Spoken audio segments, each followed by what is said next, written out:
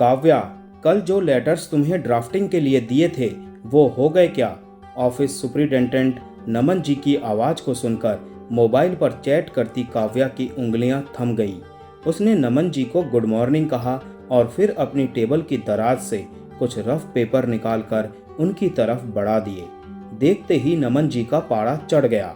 बोले, ये क्या है? ना तो इंग्लिश में स्पेलिंग सही है और ना हिंदी में मात्राएं। यह होती है क्या ड्राफ्टिंग? आजकल तुम्हारा ध्यान काम पर नहीं है। सर, आप चिंता ना करें, कंप्यूटर सारी मिस्टेक्स को सही कर देगा, काव्या ने लापरवाही से कहा।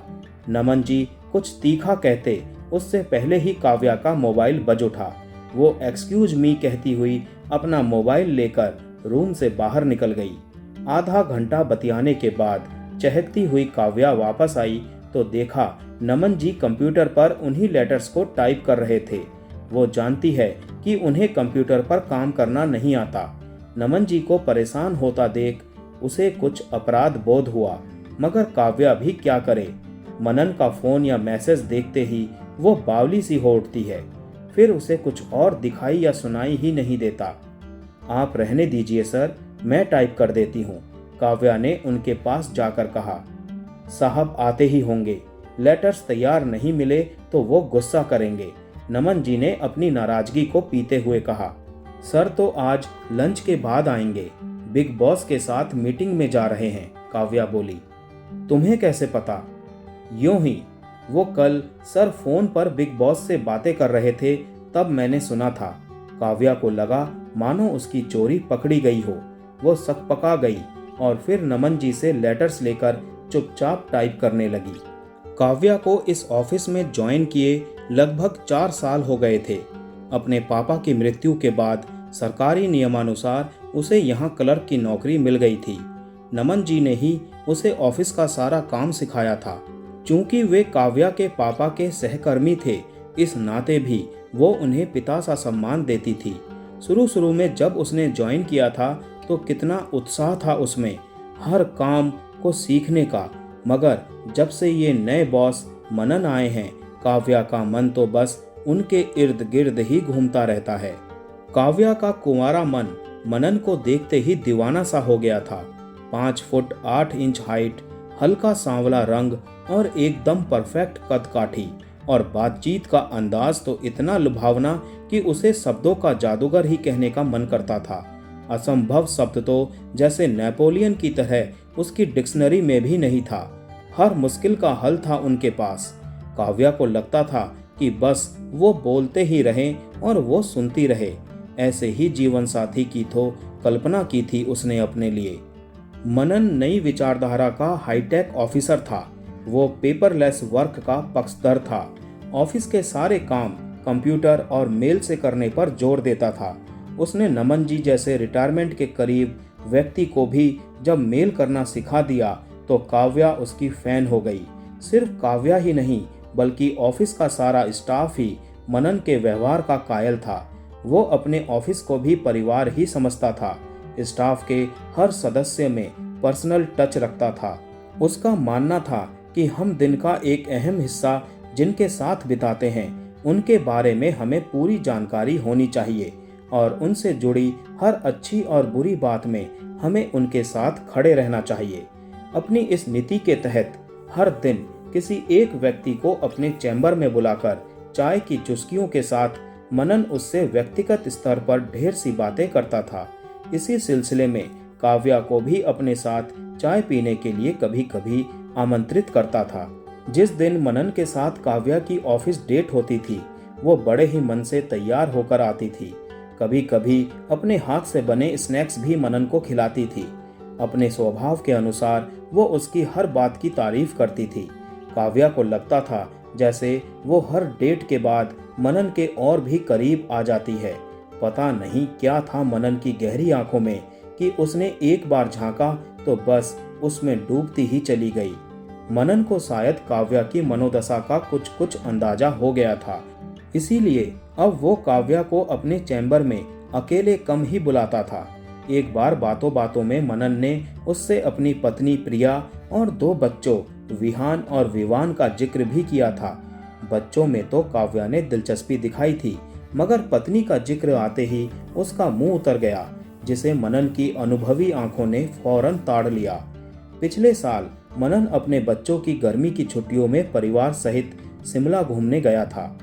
उसकी गैर मौजूदगी में काव्या को पहली बार ये एहसास हुआ कि मनन उसके लिए कितना जरूरी हो गया है। मनन का खाली चैम्बर उसे काटने को दौड़ता था। दिल के हाथों मजबूर होकर तीसरे दिन काव्या ने हिम्मत जुटाकर मनन को फोन लगाया। पूरा दिन उसका फोन नॉट रीचेबल आता रहा। शायद पहाड़ी इलाके में नेटवर्क कमजोर था। आखिरकार उसने व्हाट्सएप पर मैसेज छोड़ दिया, मिसिंग यू, कम सून।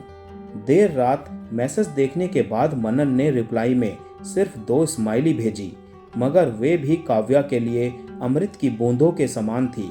1 हफ्ते बाद जब मनन ऑफिस आया तो उसे देखते ही काव्या खिल उठी। उसने थोड़ी देर तो मनन के बुलावे का इंतजार किया, फिर खुद ही उसके चैम्बर में जाकर उसके ट्रिप के बारे में पूछने लगी। मनन ने भी उत्साह से अपने सारे अनुभव बताए। मनन महसूस कर रहा था कि जब जब भी प्रिया का जिक्र आता, काव्या कुछ बुझ सी जाती। कई दिनों के बाद दोनों ने साथ चाय पी थी। आज काव्या बहुत खुश थी। दोपहर में नमन जी ने एक मेल दिखाते हुए काव्या से उसका रिप्लाई बनाने को कहा। कंपनी सेक्रेटरी ने आज ही ऑफिस स्टाफ की कंप्लीट डिटेल मंगवाई थी। रिपोर्ट बनाते समय अचानक काव्या मुस्कुरा उठी जब मनन की डिटेल बनाते समय उसे पता चला कि अगले महीने ही मनन का जन्मदिन है। मन ही मन में उसने मनन के लिए सरप्राइज प्लान कर लिया। जन्मदिन वाले दिन सुबह सुबह काव्या ने मनन को फोन किया। Happy birthday sir, thank you so much. मगर तुम्हें कैसे पता? मनन ने पूछा। यही तो अपनी खास बात है सर, जिसे यादों में रखते हैं उसकी हर बात याद रखते हैं, काव्या ने शायराना अंदाज में इठलाते हुए कहा। मनन उसके बचपने पर मुस्कुरा उठा। सिर्फ थैंक यू से काम नहीं चलेगा, ट्रीट तो बनती है। काव्या ने अगला तीर छोड़ा। ऑफ कोर्स, बताओ कहाँ लोगी? जहां आप ले चलो, आप साथ होंगे तो कहीं भी चलेगा। काव्या धीरे धीरे मुद्दे की तरफ आ रही थी। अंत में तय हुआ कि मनन उसे मैटिनी शो में फिल्म दिखाएगा। मनन के साथ 3 घंटे उसकी बगल में बैठने की कल्पना करके ही काव्या हवा में उड़ रही थी। उसने मनन से कहा कि फिल्म के टिकट वो ऑनलाइन बुक करवा लेगी। अच्छी तरह चेक करके काव्या ने लास्ट रो की 2 कॉर्नर सीट बुक करवा ली। अपनी पहली जीत पर उत्साह से भरी वो आधा घंटा पहले ही पहुंचकर हॉल के बाहर मनन का इंतजार करने लगी। मगर मनन फिल्म शुरू होने पर ही आ पाया। उसे देखते ही काव्या ने मुस्कुराकर एक बार फिर उसे बर्थडे विश किया और दोनों हॉल में चले गए। चूंकि फिल्म स्टार्ट हो चुकी थी और हॉल में अंधेरा था, इसीलिए काव्या ने धीरे से मनन का हाथ थाम लिया। फिल्म बहुत ही कॉमेडी थी। काव्या हर पंच पर हंस हंस के दोहरी हुई जा रही थी। एक बार तो वो मनन के कंधे से ही सट गई। इंटरवल के बाद एक डरावने से सीन को देखकर उसने मनन का हाथ कसकर थाम लिया। एक बार हाथ थामा तो फिर उसने पूरी फिल्म में उसे पकड़े रखा। मनन ने भी हाथ छुड़ाने की ज्यादा कोशिश नहीं की। फिल्म खत्म होते ही हॉल खाली होने लगा। काव्या ने कहा, 2 मिनट रुक जाते हैं, अभी भीड़ बहुत है। फिर अपने पर्स में कुछ टटोलने का नाटक करते हुए बोली, ये लो, आपसे ट्रीट तो होली और बर्थडे गिफ्ट दिया ही नहीं, आप अपनी आंखें बंद कीजिए। मनन ने जैसे ही अपनी आंखें बंद की, काव्या ने एक गहरा चुंबन उसके होठों पर जड़ दिया। मनन ने ऐसे सरप्राइज गिफ्ट की कोई कल्पना ही नहीं की थी। उसका दिल तेजी से धड़कने लगा और अनजाने ही उसके हाथ काव्या के इर्द गिर्द लपट गए। काव्या के लिए यह एकदम अनछुआ एहसास था। उसका रोम रोम भीग गया। वो मनन के कान में धीरे से बुदबुदाई, यह जन्मदिन आपको जिंदगी भर याद रहेगा। मनन अभी भी असमंजस में था कि इस राह पर कदम आगे बढ़ाए या फिर यहीं रुक जाए। हिचकोले खाता यह रिश्ता धीरे धीरे आगे बढ़ रहा था। जब भी काव्या मनन के साथ होती तो मनन उसे एक समर्पित प्रेमी सा लगता, और जब वह उससे दूर होती तो उसे यह महसूस होता जैसे कि मनन से उसका रिश्ता ही नहीं है। जहाँ काव्या हर वक्त उसी के ख्यालों में खोई रहती, वहीं मनन के लिए उसका काम उसकी पहली प्राथमिकता थी और उसके बाद उसके बच्चे। काव्या ऑफिस से जाने के बाद भी मनन के संपर्क में रहना चाहती थी, मगर मनन ऑफिस के बाद ना तो उसका फोन उठाता था और ना ही किसी मैसेज का जवाब देता था। कुल मिलाकर काव्या उसके लिए दीवानी हो चुकी थी, मगर मनन शायद अभी भी इस रिश्ते को लेकर गंभीर नहीं था। एक दिन सुबह सुबह मनन ने काव्या को चैम्बर में बुलाकर कहा, काव्या, मुझे घर पर मैसेज मत किया करो। घर जाने के बाद बच्चे मेरे मोबाइल में गेम खेलने लगते हैं। ऐसे में कभी तुम्हारा कोई मैसेज किसी के हाथ लग गया तो बवाल मच जाएगा। क्यों, क्या तुम डरते हो? काव्या ने उसे ललकारा। बात डरने की नहीं है, यह हम दोनों का निजी रिश्ता है। इसे सार्वजनिक करके इसका अपमान नहीं करना चाहिए। वो कहते हैं ना कि खूबसूरती को लोगों की बुरी नज़र लग जाती है, और मैं नहीं चाहता कि हमारे इस खूबसूरत रिश्ते को किसी की नज़र लगे। मनन ने काव्या को बातों के जाल में उलझा दिया, क्योंकि वो जानता था कि प्यार से ना समझाया गया तो काव्या अभी यहीं रोना धोना शुरू कर देगी। अपने पूरे समर्पण के बाद भी काव्या मनन को अपने लिए दीवाना नहीं बना पा रही थी। वो समझ नहीं पा रही थी कि वो ऐसा क्या करे जिससे मनन सिर्फ उसका होकर रहे। वो मनन को कैसे जताए कि वो उससे कितना प्यार करती है, उसके लिए किस हद से गुजर सकती है, किसी से भी बगावत कर सकती है। आखिर काव्या को एक तरीका सूझ ही गया। मनन अभी ऑफिस के लिए घर से निकला ही था कि काव्या का फोन आया। बेहद कमजोर सी आवाज में उसने कहा, मनन, मुझे तेज बुखार है और माँ भी 2 दिन से नानी के घर गई हुई है। प्लीज मुझे कोई दवा ला दो, और हाँ, मैं आज ऑफिस नहीं आ सकूंगी। मनन ने घड़ी देखी, अभी आधा घंटा था उसके पास। उसने रास्ते में एक मेडिकल स्टोर से बुखार की दवा ली और काव्या के घर पहुंचा। डोरबेल बजाई तो अंदर से आवाज आई, दरवाजा खुला है, आ जाओ। मनन अंदर आ गया। आज पहली बार वो काव्या के घर आया था। काव्या बिस्तर पर लेटी हुई थी। मनन ने इधर उधर देखा, घर में उन दोनों के अलावा और कोई नहीं था। मनन ने प्यार से काव्या के सिर पर हाथ रखा तो वो चौंक उठा। बोला, अरे तुम्हें तो बुखार है ही नहीं। वो उससे लिपट कर सिसक उठी। रोते रोते बोली, मनन, मैं तुम्हारे बिना नहीं रह सकती। मैं नहीं जानती कि मैं क्या करूं, तुम्हें कैसे अपने प्यार की गहराई दिखाऊं। तुम ही बताओ कि मैं ऐसा क्या करूं जिससे तुम्हें बांध सकूं, हमेशा के लिए अपना बना सकूं। मैं तो तुम्हारा ही हूं पगली, क्या तुम्हें अपने प्यार पर भरोसा नहीं है? मनन ने उसके आंसू पोंछते हुए कहा। भरोसा तो मुझे तुम पर अपने आप से ज्यादा है, कहकर काव्या उससे और भी कसकर लिपट गई। बिल्कुल सिरफरी हो तुम, कहकर मनन उसके बालों को सहलाता रहा। उसके आंसुओं के साथ वो भी बहने लगा। तन्हाइयों ने उसका भरपूर साथ दिया और दोनों एक दूसरे में खोते चले गए। अपना मन तो काव्या पहले ही उसे दे चुकी थी, आज अपना तन भी उसने अपने प्रिय को सौंप दिया था। शादीशुदा मनन के लिए ये कोई अनोखी बात नहीं थी, मगर काव्या का कुंवारा तन पहली बार प्यार की सतरंगी फुहारों से तरबतर हुआ था। आज उसने पहली बार कायनात का सबसे वर्जित फल चखा था। काव्या अब संतुष्ट थी कि उसने मनन को पूरी तरह से पा लिया है। झूम उठती थी वो जब मनन उसे प्यार से सिरफरी कहता था, मगर उसका ये खुमार भी जल्द ही उतर गया। 2-3 साल तो मनन के मन का भौरा काव्या के तन के पराग पर मंडराता रहा, मगर फिर वही ढाक के 3 पात। मनन फिर से अपने काम की तरफ झुकने लगा और काव्या को नजरअंदाज करने लगा। अब काव्या के पास भी समर्पण के लिए कुछ नहीं बचा था। वो परेशानी में और भी अधिक दीवानी होने लगी। कहते हैं ना कि इश्क और मुस्क छिपाए नहीं छिपता। उनका रिश्ता भी पूरे विभाग में चर्चा का विषय बन गया। लोग सामने तो मनन की गरिमा का ख्याल कर लेते थे, मगर पीठ पीछे उसे काव्या का भविष्य बर्बाद करने के लिए जिम्मेदार ठहराते थे। हालांकि मनन तो अपनी तरफ से इस रिश्ते को नकारने की बहुत कोशिश करता था, मगर काव्या का दीवानापन उनके रिश्ते की हकीकत को बयां कर ही देता था। बल्कि वो तो खुद चाहती थी कि लोग उसे मनन के नाम से जाने। बात उड़ते उड़ते दोनों के घर तक पहुंच गई। जहां काव्या की माँ उसकी शादी पर जोर देने लगी, वहीं प्रिया ने भी मनन से इस रिश्ते की सच्चाई के बारे में सवाल किए। प्रिया को तो मनन ने अपने शब्दों के जाल में उलझा लिया था, मगर विहान और विवान के सवालों के जवाब थे उनके पास।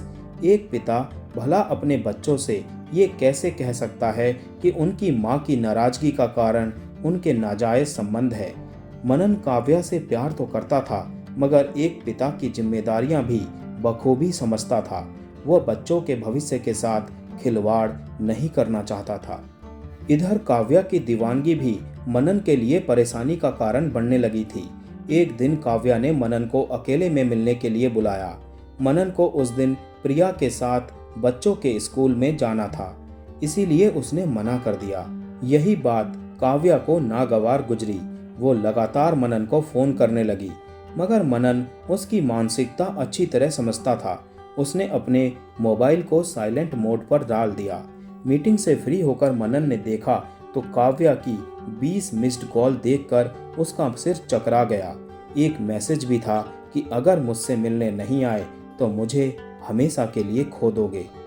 सिर फ्री है, कुछ भी कर सकती है, सोचते हुए मनन ने उसे फोन लगाया। सारी बात समझाने पर काव्या ने उसे घर आकर सॉरी बोलने की शर्त पर माफ किया। इतने दिनों बाद एकांत मिलने पर दोनों का बहकना तो स्वाभाविक ही था। ज्वार उतरने के बाद काव्या ने कहा, मनन, हमारे रिश्ते का भविष्य क्या है? सब लोग मुझ पर शादी करने का दबाव बना रहे हैं। सही तो कर रहे हैं सब, अब तुम्हें भी इस बारे में सोचना चाहिए। मनन ने कपड़े पहनते हुए कहा। शर्म नहीं आती तुम्हें मुझसे ऐसी बात करते हुए? क्या तुम मेरे साथ बिस्तर पर किसी और की कल्पना कर सकते हो? काव्या तड़प उठी। नहीं कर सकता, मगर हकीकत यही है कि मैं तुम्हें प्यार तो कर सकता हूँ और करता हूँ, मगर एक सुरक्षित भविष्य नहीं दे सकता। मनन ने उसे समझाने की कोशिश की। मगर तुम्हारे बिना तो मेरा कोई भविष्य ही नहीं है। काव्या आंसू बहाने लगी। मनन समझ नहीं पा रहा था कि इस सिरफिरी को कैसे समझाए। तभी मनन का कोई जरूरी कॉल आ गया और वो काव्या को हैरान परेशान छोड़कर चला गया। काव्या ने अपने आप से प्रश्न किया कि क्या मनन उसका इस्तेमाल कर रहा है, उसे धोखा दे रहा है? नहीं, बिल्कुल नहीं। मनन ने कभी उससे शादी का कोई झूठा वादा नहीं किया, बल्कि पहले दिन से ही अपनी स्थिति स्पष्ट कर दी थी। प्यार की पहल खुद उसी ने की थी। उसी ने मनन को निमंत्रण दिया था अपने पास आने का। काव्या को जवाब मिला। तो फिर क्यों वो मनन को जवाबदेह बनाना चाहती है? क्यों वो अपनी इस स्थिति के लिए उसे जिम्मेदार ठहरा रही है?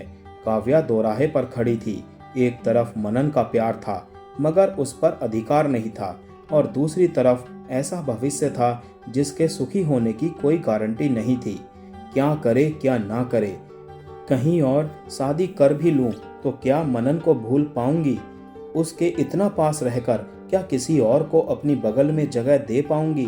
प्रश्न बहुत से थे, मगर जवाब कहीं नहीं था। इसी कश्मकश में काव्या अपने लिए आने वाले हर रिश्ते को नकारती जा रही थी। इसी बीच प्रमोशन के साथ ही मनन का ट्रांसफर दूसरे सेक्शन में हो गया। अब काव्या के लिए मनन को रोज देखना भी मुश्किल हो गया था। प्रमोशन के साथ ही उसकी जिम्मेदारियां भी पहले से काफी बढ़ गई थी। इधर विहान और विवान भी स्कूल से कॉलेज में आ गए थे। मनन को अपनी सामाजिक प्रतिष्ठा का भी ख्याल रखना पड़ता था। इस तरह काव्या से उसका संपर्क कम से कमतर होता गया। मनन की बेरुखी से काव्या डिप्रेशन में रहने लगी। वो दिन देखती न रात बार बार मनन को फोन मैसेज करने लगी, तो मनन ने उसका मोबाइल नंबर ब्लॉक कर दिया। एक दिन काव्या को कहीं से खबर मिली कि मनन विभाग की तरफ से किसी ट्रेनिंग के लिए चेन्नई जा रहा है और फिर वहीं 3 साल के लिए नियुक्ति पर रहेगा। काव्या को सदमा सा लगा। वो सुबह सुबह उसके ऑफिस में पहुंच गई। मनन अभी तक आया नहीं था। वो वहीं बैठकर उसका इंतजार करने लगी। जैसे ही मनन चैम्बर में घुसा, काव्या फूट फूट कर रोने लगी। रोते रोते बोली, इतनी बड़ी बात हो गई और तुमने मुझे बताने लायक भी नहीं समझा। मनन घबरा गया। उसने फौरन चैम्बर का गेट बंद किया और काव्या को पानी का गिलास थमाया। वो कुछ शांत हुई तो मनन बोला, बता देता तो क्या तुम मुझे जाने देती? इतना अधिकार तो तुमने मुझे कभी दिया ही नहीं है कि मैं तुम्हें रोक सकूं। काव्या ने गहरी निराशा से कहा। काव्या, मैं जानबूझकर तुमसे दूर जाना चाहता हूं ताकि तुम अपने भविष्य के बारे में सोच सको, क्योंकि मैं जानता हूँ कि जब तक मैं तुम्हारे आसपास हूँ तुम मेरे अलावा कुछ और सोच ही नहीं सकती। मैं इतना प्यार देने के लिए हमेशा तुम्हारा शुक्रगुजार रहूँगा। मैं अपने स्वार्थ की खातिर तुम्हारी जिंदगी बर्बाद नहीं कर सकता। मुझे लगता है कि हमें अपने रिश्ते को यहीं छोड़कर आगे बढ़ना चाहिए। मैंने तुम्हें हमेशा बिना शर्त प्यार किया है और करता रहूँगा, मगर मैं इसे सामाजिक मान्यता नहीं दे सकता। काश तुमने मुझे प्यार ना किया होता। मैं तुम्हें प्यार करता हूँ, इसीलिए चाहता हूँ कि तुम हमेशा खुश रहो। हम चाहे कहीं भी रहें, तुम मेरे दिल में हमेशा रहोगी। यह सुनकर काव्या को सदमा तो लगा, मगर मनन सच ही कह रहा था। अंधेरे में भटकने से बेहतर है कि उसे अब नया चिराग जलाकर आगे बढ़ जाना चाहिए। काव्या ने अपने आंसू पोंछ फिर से वो मुस्कुरा उठी। फिर उठते हुए मनन से हाथ मिलाते हुए बोली, नए प्रोजेक्ट के लिए ऑल द बेस्ट। चलो एक बार फिर से अजनबी बन जाएं हम दोनों। और हाँ, मुझे पहले प्यार की अनुभूति देने के लिए तुम्हारा बहुत बहुत शुक्रिया। और फिर आत्मविश्वास के साथ वो चैम्बर से बाहर निकल आई। तो दोस्तों, ये कहानी आप लोगों को कैसी लगी कमेंट करके ज़रूर बताइएगा। मिलते हैं नेक्स्ट वीडियो में, नेक्स्ट कहानी में। तब तक के लिए आप सभी को tata bye bye, take care.